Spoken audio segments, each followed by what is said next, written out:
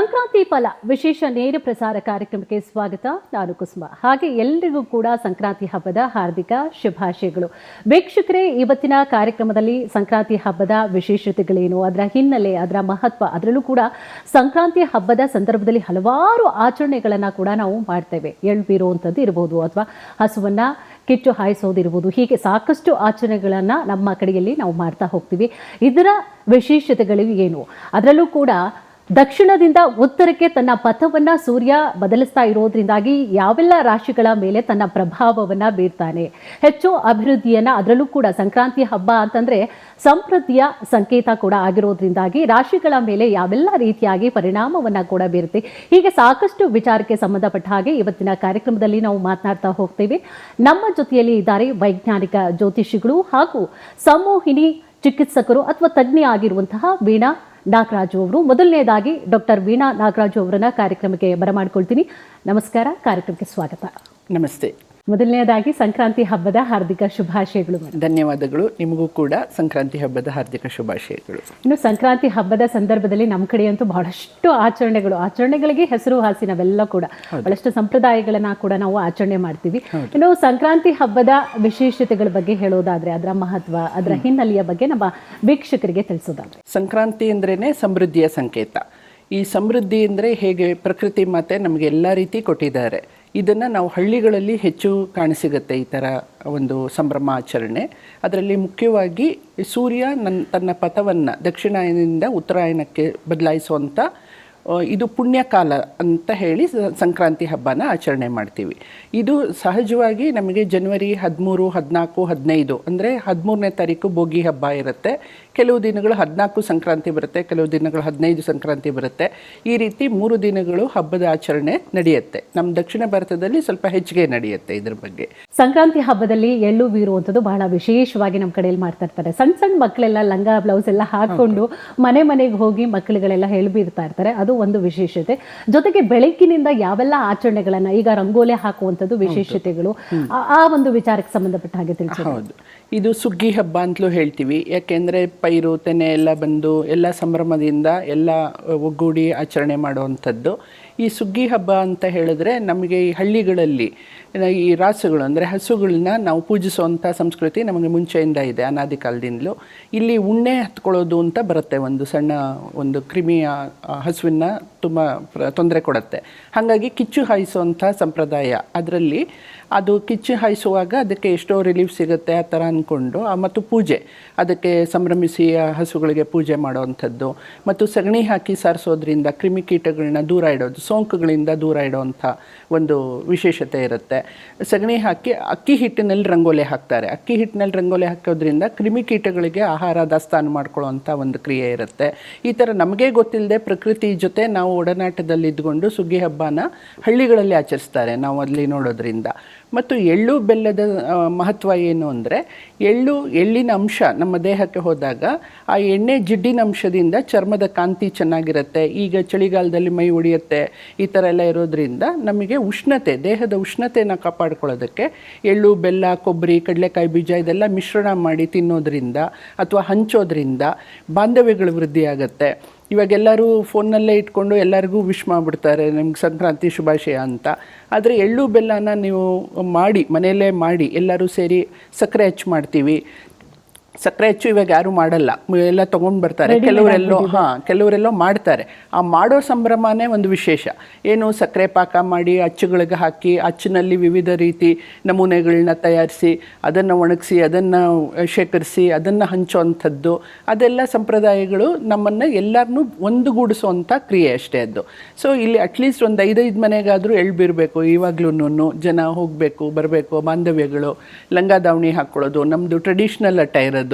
ಈಗ ಬರೀ ಇವಾಗೆಲ್ಲ ಫುಲ್ ಮಾಡ್ರನ್ ಎಥನಿಕ್ ಹಾಗೆಲ್ಲ ಮಾಡಿಕೊಂಡು ಇದನ್ನು ಮರಿತಾ ಇದ್ದಾರೆ. ಆದರೆ ಇದನ್ನು ಎಲ್ಲರೂ ಸಂಭ್ರಮಿಸ್ತಾರೆ. ಇವಾಗ ಮತ್ತೆ ಶುರು ಆಗಿದೆ ಎಲ್ಲರಿಗೂ ಹಳೆ ಕಾಲದ ಎಲ್ಲ ಒಡವೆ ವಸ್ತ್ರಗಳು ಎಲ್ಲ ಈ ಹಬ್ಬದ ಮೂಲಕ ಮತ್ತೆ ಸಂಕ್ರಾಂತಿ ಸಮೃದ್ಧಿ ಜೊತೆಗೆ ಸಂತೋಷನೂ ತರ್ತಾ ಇದೆ.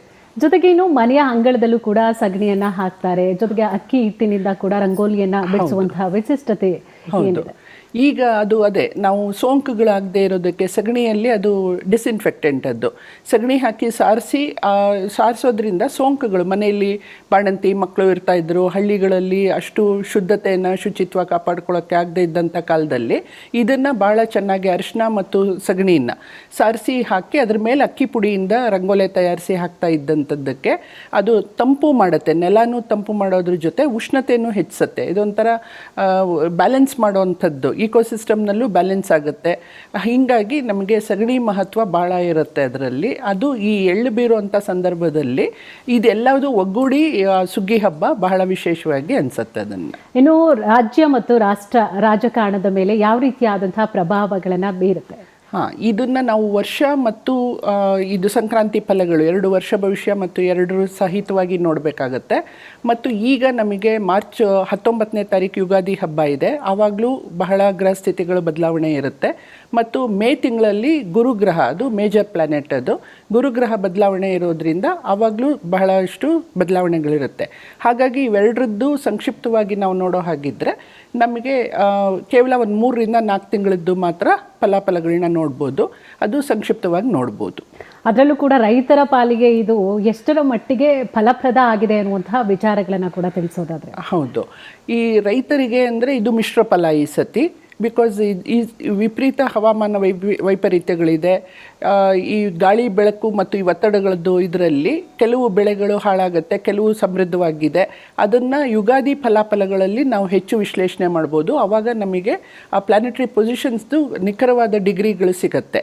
ಅದನ್ನು ಆಧರಿಸಿ ನಾವು ಯುಗಾದಿ ಫಲದಲ್ಲಿ ನಾವು ಅದನ್ನು ನೋಡ್ಬೋದು ವಿಶೇಷವಾಗಿ. ಇನ್ನು ಸಂಕ್ರಾಂತಿಯ ಹಿನ್ನೆಲೆಯನ್ನ ಕೂಡ ನಾವು ಗಮನಿಸೋದಾದ್ರೆ, ಯಾಕಾಗಿ ಈ ಹಬ್ಬ ಬಂತು, ಯಾಕಾಗಿ ನಾವು ಆಚರಣೆ ಮಾಡಬೇಕು, ಸೊ ಈ ಒಂದು ಆಚರಣೆಯಿಂದಾಗಿ ಏನೆಲ್ಲ ನಾವು ಸಮೃದ್ಧಿಯನ್ನ ಕೂಡ ಪಡೆದುಕೊಳ್ಬಹುದು?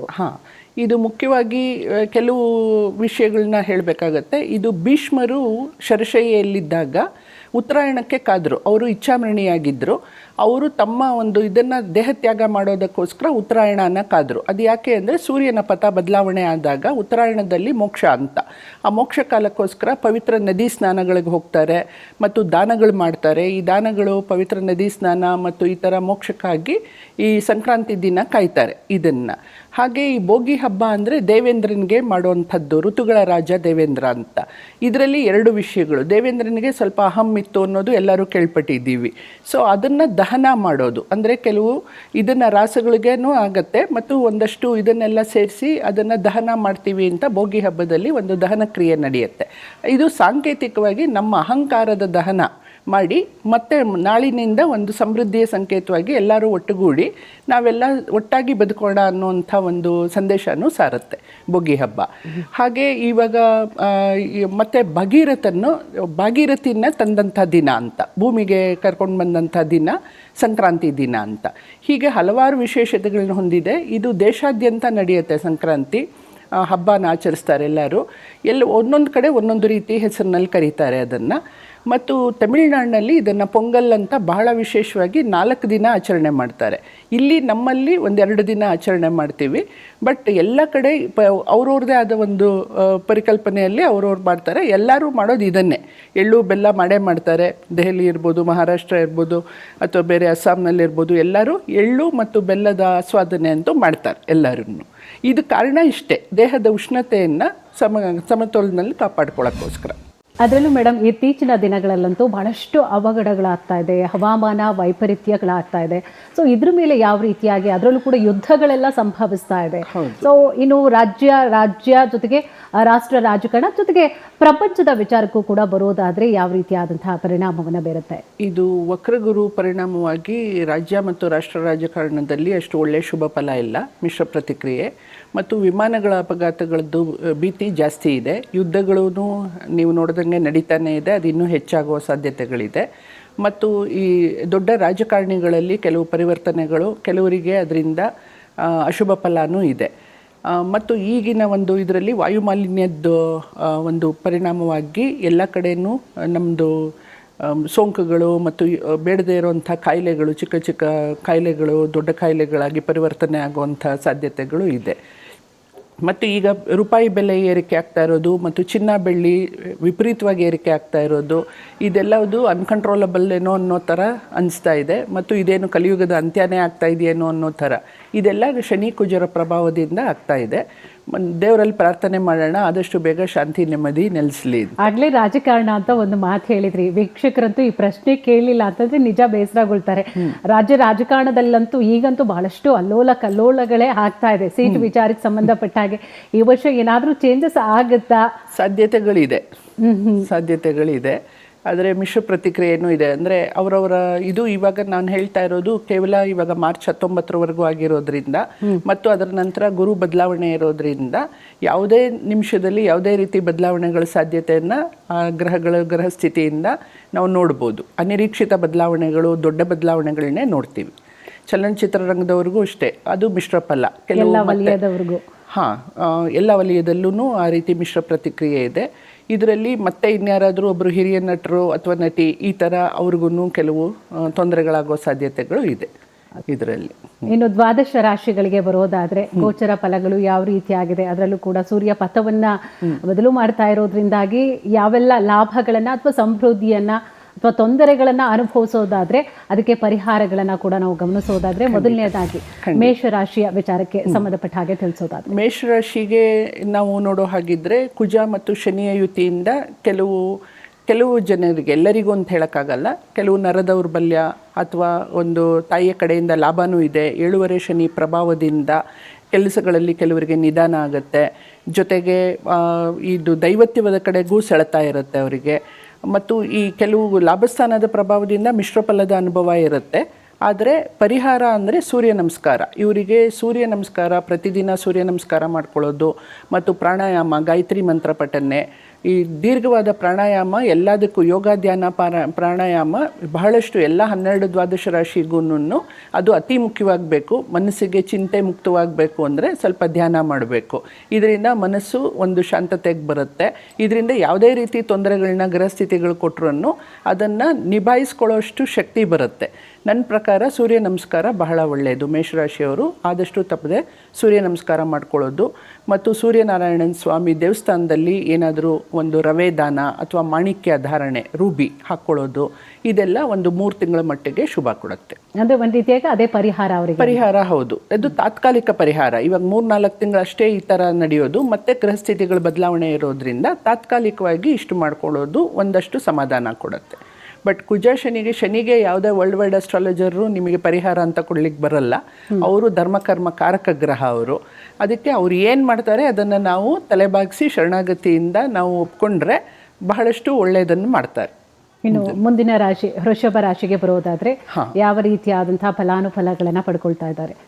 ಈ ವೃಷಭ ರಾಶಿಯವರಿಗೆ ಒಂಥರ ಬೋನಸ್ ಇದ್ದಂಗೆ ಈ ಸತಿ ಬಹಳ ಒಳ್ಳೆಯದಿದೆ. ಇನ್ನೊಂದು 3-4 ತಿಂಗಳು ಮನೆಯಲ್ಲಿ ಸಂಭ್ರಮದ ವಾತಾವರಣ ಇರುತ್ತೆ ಮತ್ತು ಅವರಿಗೆ ಏಳಿಗೆನೂ ಇರುತ್ತೆ. ಎಲ್ಲ ವಿಷಯಗಳಲ್ಲೂ ಏಳಿಗೆ ಇರುತ್ತೆ. ಅದು ಶುಕ್ರನ ಪ್ರಭಾವದಿಂದ ಅವರ ಆರೋಗ್ಯದಲ್ಲಿ ಸ್ವಲ್ಪ ಏರುಪೇರು, ಅಜೀರ್ಣದ ತೊಂದರೆ ಇದ್ರೂ ಈ ದುಡ್ಡು ಕಾಸು ಬೇರೆ ಎಲ್ಲ ಸಂತೋಷ ಇರುವಾಗ ಅದು ಅಷ್ಟು ಗಮನಕ್ಕೆ ಬರೋದಿಲ್ಲ ಅವರಿಗೆ. ಬಟ್ ಇಲ್ಲಿ ಷೇರುಪೇಟೆ ವ್ಯವಹಾರ ಒಳ್ಳೆಯದಿಲ್ಲ ಅವರಿಗೆ. ಷೇರುಪೇಟೆಯಲ್ಲಿ ಯಾವುದೇ ಹಣಕಾಸು ಹೂಡಿಕೆ ಮಾಡೋದು ನಷ್ಟ ತರೋ ಥರ ಇರುತ್ತೆ. ಅವ್ರಿಗೂ ಅಷ್ಟೇ ಮಿಶ್ರ ಫಲ, ಹೆಚ್ಚು ಜಾಸ್ತಿ ಶುಭ ಫಲ ಇದೆ, ಒಂದಷ್ಟು ತೊಂದರೆ ಇದೆ. ಅದನ್ನು ನೋಡಿಕೊಂಡು ಮುಂದುವರಿಬೇಕಾಗುತ್ತೆ. ಇನ್ನು ಪರಿಹಾರ ವಿಚಾರಕ್ಕೆ ಬರೋದಾದ್ರೆ, ಪರಿಹಾರ ಅಂದರೆ ಪಾರ್ವತಿ ದೇವಸ್ಥಾನದಲ್ಲಿ ಒಂದಷ್ಟು ಒಣ ಅವರೆಕಾಳು, ಒಂದು kg ಅಷ್ಟು ಒಣ ಅವರೆಕಾಳು, ಹೆಸರು ಕಾಳು, ಬೆಲ್ಲ ಇದನ್ನು ದಾನ ಕೊಡೋದು ಮತ್ತು ಅಲ್ಲಿ ಓಂ ನಮೋ ನಾರಾಯಣಾಯ ಅಂತ ಪ್ರಾರ್ಥನೆ ಮಾಡೋದು ಅಥವಾ ಜಪ ಮಾಡ್ಕೊಳ್ಳೋದು. 108 ಸತಿ ಓಂ ನಮೋ ನಾರಾಯಣಾಯ ಹೇಳೋದ್ರಿಂದ ಖಂಡಿತವಾಗಿ ವೃಷಭ ರಾಶಿಯವರಿಗೆ ಲಕ್ಷ್ಮೀನಾರಾಯಣನ ಸಂಪೂರ್ಣ ಅನುಗ್ರಹ ಸಿಗುತ್ತೆ, ಚೆನ್ನಾಗಿರ್ತಾರೆ. ಇನ್ನು ಮಿಥುನ ರಾಶಿ. ಮಿಥುನ ರಾಶಿಯವರಿಗೆ ವಕ್ರಗುರು ತಂದೆ ರಾಶಿನಲ್ಲಿದ್ದಾರೆ. ಹಾಗಾಗಿ ಜನ್ಮನಾಮ ನಳೋದುಕಂ ಅಂತ ಅವರಿಗೆ ಒಂದಷ್ಟು ಒಳ್ಳೆಯದು ಆಗ್ತಾ ಇರುತ್ತೆ, ಒಂದಷ್ಟು ಏಳಿಗೆನೂ ಇರುತ್ತೆ, ಒಂದಷ್ಟು ತೊಂದರೆನೂ ಆಗ್ತಾ ಇರುತ್ತೆ, ಒಂದಷ್ಟು ಆತಂಕ ಇರುತ್ತೆ. ಆತಂಕ ಯಾಕೆ ಅಂದರೆ ಹಣಕಾಸಿನಲ್ಲಿ ಎಚ್ಚರಿಕೆ ಬೇಕು. ದುಡ್ಡು ನೀರು ಥರ ಖರ್ಚಾಗ್ತಾ ಇರುತ್ತೆ ಮಿಥುನ ರಾಶಿಯವರಿಗೆ. ಮತ್ತು ಹೊರದೇಶಗಳಲ್ಲಿ ಇವರಿಗೆ ಪ್ರಗತಿ ತುಂಬ ಇರುತ್ತೆ. ಮತ್ತು ಸಹೋದರರ ಆರೋಗ್ಯದಲ್ಲಿ ಸ್ವಲ್ಪ ಅಶುಭ ಇರುತ್ತೆ. ಅವರ ಆರೋಗ್ಯದ ಬಗ್ಗೆ ಎಚ್ಚರಿಕೆ ಇರಬೇಕು. ಮತ್ತು ಅವರಿಗೆ ಗುರು ಪ್ರಾರ್ಥನೆ, ಗುರು ಆರಾಧನೆಯಿಂದ ಪರಿಹಾರ ಒಳ್ಳೆಯದಾಗತ್ತೆ.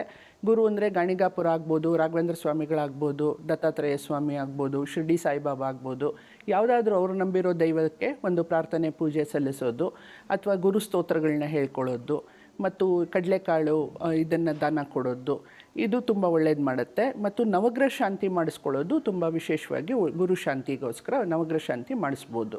ಇಲ್ದಿದ್ರೂ ಮನೆಯಲ್ಲಿ ಪ್ರಾರ್ಥನೆ ಪೂಜೆಯಿಂದನೂ ಧ್ಯಾನದಿಂದ ಎಲ್ಲದಕ್ಕೂ ಪರಿಹಾರ ಸಾಧ್ಯ. ಇನ್ನು ಕರ್ಕಾಟಕ ರಾಶಿಯವರ ಫಲಾನುಫಲಗಳು ಯಾವ ರೀತಿಯಾಗಿರುತ್ತೆ? ಇಲ್ಲಿ ರಾಶ್ಯಾಧಿಪತಿಗೆ ಧನಲಾಭದಲ್ಲಿ ಶುಕ್ರನಿಗೆ ಅವರು ಅಶುಭ ಸ್ಥಾನದಲ್ಲಿದ್ದಾರೆ. ಅಪಘಾತದ ಭಯ ಇರುತ್ತೆ ಅವರಿಗೆ. ಸೊ ಅವರು ಸ್ವಲ್ಪ ಎಚ್ಚರಿಕೆಯಿಂದ ಇರಬೇಕು. ತಂದೆ ತಾಯಿ ಆರೋಗ್ಯದಲ್ಲೂ ಏರುಪೇರಿರುತ್ತೆ. ಆದರೆ ಇವಾಗ ಗುರು ಬದಲಾವಣೆಯಿಂದ 12ನೇ ಮನೇಲಿ ಗುರು ಇದ್ದಾರೆ ಅವರಿಗೆ, ವಕ್ರಿ ಗುರು ಇರೋದ್ರಿಂದ ಆ ಥರ ತೊಂದರೆ ಅಂತ ಅನಿಸುತ್ತೆ. ಅವ್ರಿಗೂ ಅಷ್ಟೇ ಅಜೀರ್ಣದ ಸಮಸ್ಯೆ, ಹಲ್ಲಿನ ಸಮಸ್ಯೆ, ಕಣ್ಣಿನ ಸಮಸ್ಯೆಗಳು ತಾತ್ಕಾಲಿಕವಾಗಿ ಬರ್ಬೋದು. ಆದರೆ ಅದಕ್ಕೆ ಅಂತ ದೊಡ್ಡ ಮಟ್ಟದಲ್ಲಿ ಏನೂ ಭಯ ಬೇಡ. ಅವ್ರಿಗೂ ಅಷ್ಟೇ ಮಂಗಳವಾರ ಸುಬ್ರಹ್ಮಣ್ಯ ಸ್ವಾಮಿಗೆ ಪ್ರಾರ್ಥನೆ ಪೂಜೆ ಸಲ್ಲಿಸೋದು ತುಂಬ ಒಳ್ಳೆಯದಾಗತ್ತೆ ಸುಬ್ರಹ್ಮಣ್ಯ ಸ್ವಾಮಿಗೆ. ಮತ್ತು ಶಂ ಶರವಣ ಭವಾಯ ಅಂತ ಒಂದು 108 ಸತಿ ಹೇಳ್ಕೊಬೋದು. ಶಂ ಶರವಣ ಭವಾಯ ಅಂತ 108 ಸತಿ. ಮತ್ತು ತೊಗರಿಬೇಳೆ ಬೆಲ್ಲ ದಾನ ಕೊಡೋದು ಅವರಿಗೆ ತುಂಬ ಶ್ರೇಯಸ್ಸು ತರುತ್ತೆ. ಇನ್ನು ಮುಂದಿನ ರಾಶಿ ಸಿಂಹರಾಶಿಯವ್ರಿಗೆ ಯಾವ ರೀತಿಯಾಗಿರುತ್ತೆ? ಸಿಂಹರಾಶಿಗೆ ಕೇತುವಿನ ಪ್ರಭಾವ ಜಾಸ್ತಿ ಇರೋದ್ರಿಂದ ಸೋಂಕುಗಳ ಸಾಧ್ಯತೆ ಮತ್ತು ಅವರಿಗೆ ಅಷ್ಟಮ ಶನಿಯ ಒಂದು ಪ್ರಭಾವನೂ ಇರೋದ್ರಿಂದ ಕಾಲುಗಳಲ್ಲಿ ನೋವು ಮತ್ತು ಅವ್ರಿಗೂ ಅಷ್ಟೇ ಹೃದಯ ಸಮಸ್ಯೆಗಳು ಅಥವಾ ಕುಜನ ಒಂದು ಮಿಶ್ರ ಫಲದಿಂದ ಒಂದಷ್ಟು ಆತಂಕ ಇರುತ್ತೆ. ಆದರೆ ಹೆದರೋ ಅವಶ್ಯಕತೆ ಇಲ್ಲ. ಇವಾಗ ಮತ್ತೆ ಬದಲಾವಣೆ ಆಗುತ್ತೆ, ಗ್ರಹಸ್ಥಿತಿಗಳ ಒಂದು ಬದಲಾವಣೆಯಿಂದ ಒಳ್ಳೆಯದಾಗುತ್ತೆ. ಆದರೆ ಇವಾಗ ದಾಂಪತ್ಯದಲ್ಲಿ ಬಹಳ ವಿಶೇಷವಾಗಿ ಅವ್ರ ಗಮನ ತಗೋಬೇಕು. ದಾಂಪತ್ಯದಲ್ಲಿ ಅವರಿಗೆ ಬಿರುಕು ಇಲ್ಲ, ಸಮಸ್ಯೆಗಳು ಇಲ್ಲ, ಅದರಲ್ಲಿ ಏನಾದರೂ ಒಂದು ಒಬ್ಬರಿಂದ ಒಬ್ಬರು ಮಾತುಕತೆಯಲ್ಲಿ ಅವರಲ್ಲಿ ವೈಮನಸ್ಸು ಈ ಥರ ಬರೋದ್ರಿಂದ ಹೆಚ್ಚು ಗಂಡ ಹೆಂಡತಿ ಮಾತಾಡೋದಕ್ಕಿಂತ ಫ್ರೆಂಡ್ಸ್ ಥರ ಇದ್ಬಿಡೋದು ಒಳ್ಳೆಯದು ಅವರು ಇದನ್ನು. ಮತ್ತು ಅದಕ್ಕೆ ಪರಿಹಾರ ಅಂದರೆ ಭಾನುವಾರ ವಿಷ್ಣು ದೇವರ ದೇವಸ್ಥಾನದಲ್ಲಿ ಯಾವುದಾದ್ರೂ ವಿಷ್ಣು ದೇವಾಲಯ, ಲಕ್ಷ್ಮೀ ನರಸಿಂಹ ಇರ್ಬೋದು ಅಥವಾ ಶ್ರೀನಿವಾಸ ದೇವರ ದೇವಸ್ಥಾನ ಇರ್ಬೋದು, ಎಲ್ಲಾದರೂ ತುಳಸಿ ಅರ್ಚನೆ ಮಾಡಿಸಿ ತುಳಸಿ ಪ್ರಸಾದನ ಮನೆಗೆ ತಂದಿಟ್ಕೊಳ್ಳೋದು ಮತ್ತು ಹರೇ ಶ್ರೀನಿವಾಸ ಅಂತ ಒಂದು 108 ಸತಿ ಹೇಳ್ಕೊಳ್ಳೋದು, ಈ ಥರ ಒಂದು ತಾತ್ಕಾಲಿಕ ಸಮಾಧಾನ ಪಡಿಬೋದು. ಇನ್ನು ಕನ್ಯಾ ರಾಶಿಯವರ ಫಲಾನುಫಲಗಳು ಜೊತೆಗೆ ಪರಿಹಾರ. ಕನ್ಯಾ ರಾಶಿಯವರಿಗೆ ಬುಧ ಮತ್ತು ಕುಜನ ಯುತಿ ಇರೋದ್ರಿಂದ BP ಇರೋರು ಸ್ವಲ್ಪ ಎಚ್ಚರಿಕೆ ಇರಬೇಕು. ಅದು BP ಇರೋದ್ರಿಂದ ರಕ್ತದ ಏರೊತ್ತಡ ಮತ್ತು ಅನಾವಶ್ಯಕವಾಗಿ ಬೇರೆಯವರಿಂದ ಸಮಸ್ಯೆಗಳು, ಅಂದರೆ ಸ್ನೇಹಿತರಿಂದ ಇರ್ಬೋದು, ಸ್ನೇಹಿತರು ದೂರ ಆಗೋದು, ತಪ್ಪು ಅಭಿಪ್ರಾಯಗಳಿಂದ, ಅಪಾರ್ಥಗಳಿಂದ ಏನಾದರೂ ಮನಸ್ತಾಪಗಳಾಗೋದು. ಮತ್ತು ಅದು ಸಪ್ತಮದ ಶನಿ ಪ್ರಭಾವ ಇರೋದ್ರಿಂದ ಮದುವೆ ಆಗಿಲ್ಲದೆ ಇರೋರಿಗೆ ಬಹಳ ವರ್ಷ, ಅಂದರೆ 30-35 ಆದರೂ ಮದುವೆ ಆಗದೆ ಇರೋಂಥ ಅವರಿಗೆ, ವರ ಆಗಲಿ ವಧು ಆಗಲಿ, ಅವರಿಗೆ ವಿವಾಹ ಯೋಗ ಅದು ಒಳ್ಳೆಯದೂ ಇದೆ. ಕನ್ಯಾ ರಾಶಿಯವರಿಗೆ ಮಿಶ್ರ ಫಲ ಒಳ್ಳೆಯದೂ ಇದೆ, BPನೂ ಇದೆ. ಸ್ವಲ್ಪ ಹುಷಾರಾಗಿ ಇರಬೇಕು. ಮತ್ತು ತೀರ್ಥಕ್ಷೇತ್ರದ ದರ್ಶನ ಭಾಗ್ಯ ಇದೆ ಅವರಿಗೆ. ತೀರ್ಥಯಾತ್ರೆ ಮಾಡುವಂಥ ಸಾಧ್ಯತೆಗಳು ಜಾಸ್ತಿ ಇರುತ್ತೆ. ತೀರ್ಥಯಾತ್ರೆ ಅಂದರೆ ಪುಣ್ಯಕ್ಷೇತ್ರಗಳ ದರ್ಶನ. ಅಚಾನಕ್ಕಾಗಿ ಎಲ್ಲಾದರೂ ಯಾರಾದರೂ ಹೋಗೋಣ ಅಂತ ಹೇಳ್ಬೋದು, ಸಡನ್ನಾಗಿ ಹೊರಡ್ಬೋದು. ಆ ಥರ ಒಂದು ಆಕಸ್ಮಿಕವಾಗಿ ತೀರ್ಥಯಾತ್ರೆಗಳು ಅಥವಾ ಪುಣ್ಯಕ್ಷೇತ್ರ ದರ್ಶನ ಭಾಗ್ಯ ಇದೆ ಅವರಿಗೆ. ಪರಿಹಾರ ಅಂದರೆ ಅವರಿಗೆ ಈಶ್ವರನ ದೇವಸ್ಥಾನದಲ್ಲಿ ರುದ್ರಾಭಿಷೇಕ ಮಾಡಿ ಬಿಲ್ಪತ್ರೆ ಅರ್ಚನೆ ಮಾಡಿ ಓಂ ನಮಃ ಶಿವಾಯ ಪ್ರಾರ್ಥನೆ ಮಾಡ್ಕೊಳ್ಳೋದು. 108 ಸತಿ ಓಂ ನಮಃ ಶಿವಾಯ ಮನೆಯಲ್ಲೇ ಕೂತು ಪೂರ್ವಾಭಿಮುಖವಾಗಿ ಹೇಳ್ಕೊಬೋದು. ಇವ್ರು ಯಾವುದು ದೇವಸ್ಥಾನ ಅಂದರೆ ದೇವರಿಗೆ ಹೋಗಿ ಅಲ್ಲೇ ಕೂತ್ಕೋಬೇಕು ಅಂತಿಲ್ಲ.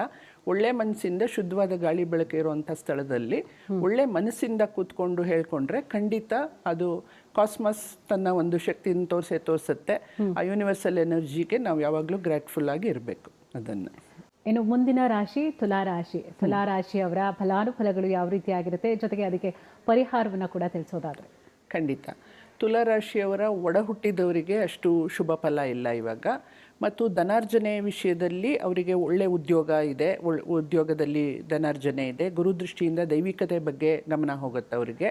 ಮತ್ತು ಕೆಲವು ಸ್ಪಿರಿಚುವಲ್ ನಾಲೆಡ್ಜ್ ಅಟೈನ್ಮೆಂಟು ಇದೆ, ಅಂದರೆ ಅದರಲ್ಲಿ ಜಾಸ್ತಿ ಆಸಕ್ತಿ ಹೊಂದ್ಬೋದು ಅವರು.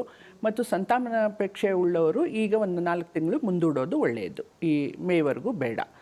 ಮತ್ತು ಅದಕ್ಕೆ ಪರಿಹಾರ ಅಂದರೆ ನೀವು ಲಕ್ಷ್ಮೀ ನರಸಿಂಹಸ್ವಾಮಿ ದೇವಸ್ಥಾನದಲ್ಲಿ ಏನಾದರೂ ಒಂದು ಅರ್ಚನೆ ಪೂಜೆ ಆ ಥರ ಮಾಡಿಸ್ಕೊಂಡು ಒಣ ಅವರೆಕಾಳು ಬೆಲ್ಲ ಕಾಣಿಕೆ ದಾನ ಕೊಡ್ಬೋದು.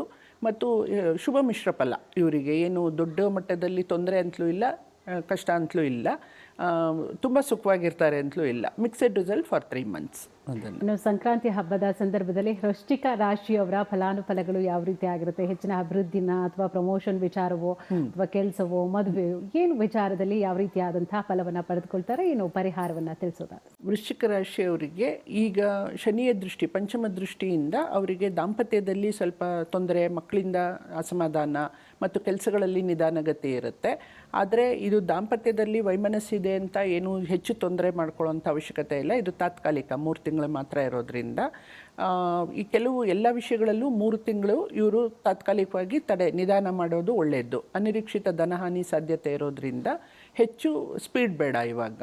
ಇದಕ್ಕೆ ಪರಿಹಾರ ಆಂಜನೇಯ ಸ್ವಾಮಿ ದೇವಸ್ಥಾನದಲ್ಲಿ ಏನಾದರೂ ಒಂದು ಪ್ರಾರ್ಥನೆ, ಪೂಜೆ ಮತ್ತು ಮಹಾಮೃತ್ಯುಂಜಯ ಜಪ ಹೇಳ್ಕೊಳ್ಳೋದು, ಆಂಜನೇಯಂಗೆ ಒಡೆಮಾಲೆ ಅಥವಾ ವಿಳ್ಯದೆಲೆ ಅಲಂಕಾರ, ಈ ಥರ ಏನಾದರೂ ಚಿಕ್ಕದಾಗಿ ಪೂಜೆ ಪರಿಹಾರಗಳು ಮಾಡಿಕೊಂಡ್ರೆ ವೃಶ್ಚಿಕ ರಾಶಿಯವರಿಗೆ ಒಳ್ಳೆಯ ಫಲ ಇರುತ್ತೆ. ಆದರೆ ಪಂಚಮ ಶನಿ ಪ್ರಭಾವದಿಂದ ಆಲಸ್ಯ ಇದು ಇರುತ್ತೆ, ಆದರೆ ಗುರುವಿನ ಒಂದು ಪ್ರಭಾವದಿಂದ ಒಳ್ಳೆಯದು ಆಗುತ್ತೆ. ಸೊ ಹೆಚ್ಚು ತೊಂದರೆ ಇಲ್ಲ. ಅದನ್ನು ಇನ್ನು ಧನಸ್ಸು ರಾಶಿಯವರ ಸಂಕ್ರಾಂತಿ ಫಲ ಯಾವ ರೀತಿ ಆಗಿರುತ್ತೆ, ಜೊತೆಗೆ ಪರಿಹಾರವನ್ನು ತಿಳಿಸೋದಾದ್ರೆ? ಧನಸ್ಸು ರಾಶಿಯವರಿಗೆ ಗುರುವಿನ ವಕ್ರ ಪ್ರಭಾವ 7ನೇ ಮನೆಯಲ್ಲಿ ಸಪ್ತಮದಲ್ಲಿರೋದ್ರಿಂದ ಕೆಲವು ಸತಿ ಮನಸ್ಸಿಗೆ ಬೇಸರ ಇರುತ್ತೆ. ವಾಹನಗಳಲ್ಲಿ ಅನವಶ್ಯಕ ಭಯ, ಅಂದರೆ ವಾಹನ ಓಡಿಸುವಾಗ ಚೆನ್ನಾಗಿ ಒಳ್ಳೆ ಡ್ರೈವರ್ ಆದ್ರೂ ಒಂದಷ್ಟು ಏನೋ ಆತಂಕ ಆಗ್ತಾ ಇರುತ್ತೆ, ಏನೋ ಆಗ್ಬೋದಾ ಅನ್ನೋ ಥರ ಮಾನಸಿಕ ಭಯ, ಭೀತಿ.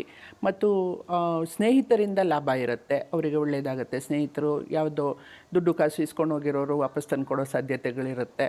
ಮತ್ತು ಪಿತ್ರಾರ್ಜಿತ ಆಸ್ತಿ ಲಾಭನೂ ಸಾಧ್ಯತೆ ಇರುತ್ತೆ. ಯಾವುದೋ ಹಳೆಯದು ಯಾವುದಾದ್ರೂ ಪೆಂಡಿಂಗ್ ಇರೋಂಥ ಆಸ್ತಿ ವಿಷಯದಲ್ಲಿ ಏನಾದರೂ ತೊಂದರೆಗಳಿದ್ದರೆ ಅದು ಸರಿಯಾಗೋ ಸಾಧ್ಯತೆ ಇರುತ್ತೆ. ಇವರಿಗೆ ಪರಿಹಾರ ಅಂದರೆ ಸುಂದರಕಾಂಡ ಪಾರಾಯಣ, ಅಂದರೆ ರಾಮಾಯಣದ ಒಂದು ಸುಂದರಕಾಂಡ ಪಾರಾಯಣ ಮತ್ತು ಶ್ರೀರಾಮ ಮಂದಿರದಲ್ಲಿ ಏನಾದರೂ ಪೂಜೆ, ಪ್ರಾರ್ಥನೆ, ರವೆ ನೈವೇದ್ಯ ಈ ಥರ ಮಾಡಿಸೋದ್ರಿಂದ ಅವರಿಗೆ ಬಹಳ ಒಳ್ಳೆಯದಾಗತ್ತೆ. ಆದಷ್ಟು ಶ್ರೀರಾಮ ದೇವರಿಗೆ ರಾಮತಾರಕ ಮಂತ್ರ ಹೇಳ್ಕೊಬೋದು. ಈ ಥರ ಚಿಕ್ಕ ಪರಿಹಾರಗಳು ಮಾಡ್ಕೋಬೋದು. ಇನ್ನು ಮಕರ ರಾಶಿಯವರಿಗೆ ಸಂಕ್ರಾಂತಿಯ ಫಲ ಯಾವ ರೀತಿ ಆಗಿರುತ್ತೆ? ಹೆಚ್ಚಿನ ಯಶಸ್ಸನ್ನು ಕೂಡ ಪಡೆದುಕೊಳ್ತಾರಾ, ಅಥವಾ ಶುಭ ಫಲಗಳಿರುತ್ತಾ, ಅಥವಾ ಮಿಶ್ರ ಫಲವನ್ನು ಅನುಭವಿಸ್ತಾರಾ? ಜೊತೆಗೆ ಪರಿಹಾರವನ್ನು ತಿಳಿಸೋದಾದ್ರೆ? ಖಂಡಿತ. ಮಕರ ರಾಶಿಯವರಿಗೆ ಶನಿ ಮತ್ತು ಕುಜನ ಒಂದು ಸಂಯೋಗದಿಂದ ಸ್ವಲ್ಪ ನಿಶಕ್ತಿ ಇರುತ್ತೆ. ಬಿ ಪಿ ಶುಗರ್ ಇರೋರು ಸ್ವಲ್ಪ ಎಚ್ಚರಿಕೆಯಿಂದ ಇರಬೇಕು. ಆದರೆ ಹಣದ ಹರಿವು ತುಂಬ ಚೆನ್ನಾಗಿರುತ್ತೆ. ಹಣ ಬರ್ತಾ ಇರೋದ್ರಿಂದ ಹೆಚ್ಚು ತೊಂದರೆಗಳು ಗೊತ್ತಾಗೋದಿಲ್ಲ ಅನ್ಕೊತೀನಿ. ಮತ್ತು ಕಣ್ಣು ಮತ್ತು ತಲೆನೋವು, ಹಲ್ಲು ಬೇನೆ ಇಂಥ ವಿಷಯಗಳನ್ನು ನೆಗ್ಲೆಕ್ಟ್ ಮಾಡೋದು ಬೇಡ. ಡಾಕ್ಟ್ರನ್ನ ಒಂದು ಸತಿ ಭೇಟಿ ಮಾಡೋದು ಒಳ್ಳೆಯದು. ಬಟ್ 3 ತಿಂಗಳು ಮಾತ್ರ ಈ ಸಮಸ್ಯೆಗಳಿರೋದ್ರಿಂದ ಸ್ವಲ್ಪ ಆದಷ್ಟು ಅವರ ಆರೋಗ್ಯದ ಬಗ್ಗೆ ಗಮನ ತಗೋಬೇಕು. ಹಣಕಾಸು ಚೆನ್ನಾಗಿದೆ. ಮತ್ತು ದುರ್ಗಾ ದೇವಸ್ಥಾನದಲ್ಲಿ ಅವರು ಒಣ ಅವರೆಕಾಳು, ಬಿಳಿದು ಒಣ ಅವರೆಕಾಳು, ಬೆಲ್ಲ ಕಾಣಿಕೆ ದಾನ ಕೊಡೋದು, ಪನ್ನೀರ್ ಅಭಿಷೇಕ, ರೋಸ್ ವಾಟರ್ ಸಿಗುತ್ತೆ ಗ್ರಂಥಿಗೆ ಅಂಗಡಿಗಳಲ್ಲಿ, ಆ ರೋಸ್ ವಾಟರ್ ಅಭಿಷೇಕ ಮಾಡಿಸೋದಕ್ಕೆ ಕೊಡೋದ್ರಿಂದ ಇವರಿಗೆ ಈ ಸಣ್ಣ ಪುಟ್ಟ ಅಡೆತಡೆಗಳೇನಾದರೂ ಇದ್ದರೆ ಕ್ಲಿಯರ್ ಆಗಿ ಮಕರ ರಾಶಿಯವರಿಗೆ ಬಹಳ ಒಳ್ಳೆಯದಾಗುತ್ತೆ. ಈ ಸತಿ ಮಕರ ರಾಶಿಯವರಿಗೆ ಮತ್ತು ವೃಷಭ ರಾಶಿಯವರಿಗೆ ಬಹಳ ಒಳ್ಳೆಯದಿದೆ ಈ ಸಂಕ್ರಾಂತಿ ಫಲ. ಎಲ್ಲ ರಾಶಿಗಿಂತ ಇವರಿಗೆ ಒಂದು ಸ್ವಲ್ಪ ಬೋನಸ್, ಒಂದು 10% ಜಾಸ್ತಿ ಬೋನಸ್ ಇರುತ್ತೆ ಅದರಿಂದ. ಮತ್ತು ದುರ್ಗಾಯೇ ನಮಃ ಅಂತ ಒಂದು ಚಾಂಟಿಂಗ್ ಮಾಡ್ಕೊಳ್ಳೋದ್ರಿಂದನೂ ಒಳ್ಳೇದಿರುತ್ತೆ. ಅದು ರಾಹು ತಡೆ ಏನಿದ್ರೇನು ನಿವಾರಿಸುತ್ತೆ ಅದನ್ನು. ಇನ್ನು ಕುಂಭರಾಶಿಯವರ ಫಲಾನುಫಲಗಳು ಯಾವ ರೀತಿ ಆಗಿರುತ್ತೆ? ಸಂಕ್ರಾಂತಿ ಫಲ ಎಷ್ಟರ ಮಟ್ಟಿಗೆ ಅವರ ಜೀವನದಲ್ಲಿ ಇದು ಕಾರಣವಾಗುತ್ತೆ, ವಿಶೇಷತೆಗಳಿಂದ ಕೂಡಿರುತ್ತೆ, ಜೊತೆಗೆ ಪರಿಹಾರದ ಬಗ್ಗೆ ತಿಳಿಸೋದು? ಇಲ್ಲಿ ರಾಶಿಯಲ್ಲಿ ರಾಹು ಇರೋದ್ರಿಂದ ಸ್ವಲ್ಪ ಆತಂಕ, ಭಯ, ಖಿನ್ನತೆ ಇರುತ್ತೆ. ಅವರಿಗೆ ಮಾಡೋ ಕೆಲಸಗಳಲ್ಲಿ ಸ್ವಲ್ಪ ನಿಧಾನ ಇರುತ್ತೆ. ಕೆಲಸಗಾರರಿಂದ ಸ್ವಲ್ಪ ತೊಂದರೆ ಇರುತ್ತೆ. ಅಂದರೆ ವೃತ್ತಿಯಲ್ಲಿರೋರಿಗೆ ಮೇಲಧಿಕಾರಿಗಳಿಂದ ತೊಂದರೆ, ಅವರೇ ಸ್ವಂತ ಉದ್ಯಮಿಗಳಿಗೆ ಅವರ ಕೈ ಕೆಳಗಿರೋರಿಂದ ನಿಧಾನ. ಈ ನಿಧಾನಗತಿಯಿಂದ ಅವರಲ್ಲಿ ಉತ್ಸಾಹ ಕಡಿಮೆ ಆಗುತ್ತೆ. ಹಣದ ಹರಿವು ಸ್ವಲ್ಪ ತೊಡಕಾಗುತ್ತೆ. ಆದರೆ ಕೆಲವು ಮೂಲಗಳಿಂದ ಬರ್ತಾನೂ ಇರುತ್ತೆ. ಅಂದರೆ ಬಂದರೂ ಖರ್ಚು ವಿಪರೀತವಾಗಿರುತ್ತೆ. ಹಾಗಾಗಿ ಅವರು ಸ್ವಲ್ಪ ಹಣಕಾಸಿನ ಬಗ್ಗೆ ಎಚ್ಚರ ಇಟ್ಕೋಬೇಕು. ಇದು ತಾತ್ಕಾಲಿಕ, ಇದನ್ನು 3 ತಿಂಗಳವರೆಗೂ ಅಸಮಾಧಾನ ಇದ್ದೇ ಇರುತ್ತೆ. ಮತ್ತು ಕೌಟುಂಬಿಕವಾಗಿ ಅವರ ದಾಂಪತ್ಯದಲ್ಲಿ ಅಲ್ಲೂ ಸ್ವಲ್ಪ ಕೆಲವು ಅನವಶ್ಯಕ ಅಪಾರ್ಥಗಳಿಂದ ಬಿರುಕುಗಳಿರುತ್ತೆ. ಅದೆಲ್ಲ ತಾತ್ಕಾಲಿಕ ಅಂತ ಅಂದ್ಕೊಂಡು ಈಗ ಕೆಲವು ಪರಿಹಾರಗಳನ್ನ ಮಾಡ್ಕೊಳ್ಳೋದ್ರಿಂದ ಒಳ್ಳೆಯದಾಗತ್ತೆ. ಇದಕ್ಕೆ ಸುಬ್ರಹ್ಮಣ್ಯ ಸ್ವಾಮಿಗೆ ಏನಾದರೂ ಒಂದು ಅರ್ಚನೆ, ಪೂಜೆ ಮಾಡಿಸೋವಂಥದ್ದು, ಶನಿದೇವರಿಗೆ ಒಂದು ಎಳ್ಳೆಣ್ಣೆ ದಾನ ಕೊಡೋದು, ಈ ಥರ ಯಾವುದಾದ್ರೂ ಶನಿದೇವರ ದೇವಸ್ಥಾನದಲ್ಲಿ ದೀಪಕ್ಕೆ ಎಳ್ಳೆಣ್ಣೆ ದಾನ ಕೊಡೋದ್ರಿಂದ ತಾತ್ಕಾಲಿಕವಾಗಿ ಅದು ಪರಿಹಾರ ಆಗುತ್ತೆ. ಇನ್ನು ಕೊನೆಯದಾಗಿ ಮೀನರಾಶಿಯವರು ಯಾವ ರೀತಿಯಾದಂತಹ ಫಲಾನುಫಲಗಳನ್ನು ಅನುಭವಿಸ್ತಾರೆ, ಜೊತೆಗೆ ಪರಿಹಾರದ ಬಗ್ಗೆ ತಿಳಿಸೋದಾದ್ರೆ? ಖಂಡಿತ. ಈಗ ಕೊನೆಯ ರಾಶಿ ಮೀನರಾಶಿಯ ಪ್ರಕಾರ ಅದು ಜನ್ಮರಾಶಿಯಲ್ಲೇ ಶನಿ ಇರೋದ್ರಿಂದ ಕಾಲು ನೋವು, ಸುಸ್ತು, ನಿಶಕ್ತಿ ಆ ಥರ ಕೆಲವು ಸಣ್ಣ ಪುಟ್ಟ ತೊಂದರೆಗಳಿದ್ರೂ ವಕ್ರ ಗುರುವಿನಿಂದ ಶುಭ ಇದೆ. ಗುರುವಿನ ಒಂದು ದೃಷ್ಟಿ ವಕ್ರ ಆಗಿರೋದ್ರಿಂದ ಅದರಿಂದ ಶುಭ ಇದೆ ಅವರಿಗೆ. ಯಶಸ್ಸು, ಕೀರ್ತಿ ಇದ್ರೂ ಈ ಶನಿ ಕುಜರಿಂದ ಒಂದಷ್ಟು ತಡೆಗಳು ಇರುತ್ತೆ. ಸೊ ಮಿಶ್ರ ಪ್ರತಿಕ್ರಿಯೆ ನೋಡ್ತಾರೆ ಅವರು. ಆದರೆ ಆರೋಗ್ಯದಲ್ಲಿ ಎಚ್ಚರಿಕೆ ಅಗತ್ಯ. ಸ್ವಲ್ಪ ಸೋಂಕಾಗೋ ಸಾಧ್ಯತೆ ಈಗ ಎಲ್ಲ ಕಡೆನೂ ಇರೋ ಥರ ಈ ಕೆಮ್ಮು, ನೆಗಡಿ, ಜ್ವರ ಎಲ್ಲರ ಮನೆಗೂ ಬಂದು ಹೋಗ್ತಾ ಇದೆ ಇದು. ಆ ರೀತಿ ಇರೋದ್ರಿಂದ ಸ್ವಲ್ಪ ಅವರು ಊಟ ತಿಂಡಿನಲ್ಲಿ ಎಚ್ಚರಿಕೆ ಅಗತ್ಯ. ಹೊರಗಡೆ ಊಟಗಳಿಗಿಂತ ಮನೆ ಊಟ ಮತ್ತು ಬಿಸಿನೀರು ಎಲ್ಲರಿಗೂ ಅದು ಎಲ್ಲ ರಾಶಿಯವರು ಆ ಥರ ಎಚ್ಚರಿಕೆ ತಗೊಳ್ಳೋವಂಥದ್ದು ಒಳ್ಳೆಯದು. ಬಟ್ ಇವರಿಗೆ ಮೀನರಾಶಿಯವರಿಗೆ ವೃತ್ತಿಯಲ್ಲಿ ಒತ್ತಡ ಇದೆಲ್ಲ ಸ್ವಲ್ಪ ಕಡಿಮೆ ಮಾಡ್ಕೊಳ್ಬೇಕು ಅಂದರೆ ಅವರು ಕೆಲವು ಪರಿಹಾರಗಳು, ಓಂ ನಮ ಶಿವಾಯ ಚಾಂಟಿಂಗ್ ಈಶ್ವರನ ದೇವಸ್ಥಾನದಲ್ಲಾದರೂ ಮಾಡ್ಬೋದು, ಅಥವಾ ಮನೆಯಲ್ಲಾದರೂ ಕೂತ್ಕೊಂಡು ಹೇಳ್ಕೊಬೋದು. ಓಂ ನಮ ಶಿವಾಯ ಅಂತ ಹೇಳ್ಕೊಳ್ಳೋದು, ಬಿಲ್ವಪತ್ರೆ ಅರ್ಚನೆ ಮಾಡೋದು, ಇದು ಚಿಕ್ಕ ಚಿಕ್ಕ ಪರಿಹಾರಗಳಿಂದ ತಾತ್ಕಾಲಿಕವಾಗಿ ಬಿಡುಗಡೆ ಆಗುತ್ತೆ. ಮತ್ತು ವಿಷ್ಣು ಸಹಸ್ರನಾಮ ಹಾಕ್ಕೊಳ್ಳೋದು, ಪ್ರತಿ ರಾಶಿಯವರು ವಿಷ್ಣು ಸಹಸ್ರನಾಮ ಹಾಕ್ಕೊಳ್ಳೋದು ಬೆಳಗ್ಗೆ ಹೊತ್ತು ಅಥವಾ ಸಂಜೆ ಹೊತ್ತು, ಅಥವಾ ಚಾಂಟಿಂಗ್ ಮಾಡೋಕ್ಕೆ ಬಂದರೆ, ಹೇಳ್ಕೊಳ್ಳೋಕ್ಕೆ ಸ್ತೋತ್ರ ಪಠನೆ ಬಂದರೆ ಅದನ್ನು ಸ್ವಲ್ಪ ಜೋರಾಗಿ ಹೇಳ್ಕೊಳ್ಳೋವಂಥದ್ದು. ಇದರಿಂದ ಮನೆಯಲ್ಲಿ ಒಂದು ಪಾಸಿಟಿವ್ ಎನರ್ಜಿ ಇರುತ್ತೆ, ಇಡೀ ಮನೆ ಒಂದು ಸಂತೋಷದಾಯಕವಾದಂಥ ಒಂದು ವಾತಾವರಣ ನಿರ್ಮಾಣ ಆಗುತ್ತೆ ಮನೆಯಲ್ಲಿ. ಇದಿಷ್ಟು ಎಲ್ಲರಿಗೂ ಒಂದಷ್ಟು ಮಿಶ್ರ ಫಲ ಇದೆ, ಒಂದೆರಡು ರಾಶಿಯವರಿಗೆ ಒಂದಷ್ಟು ಶುಭನೂ ಇದೆ.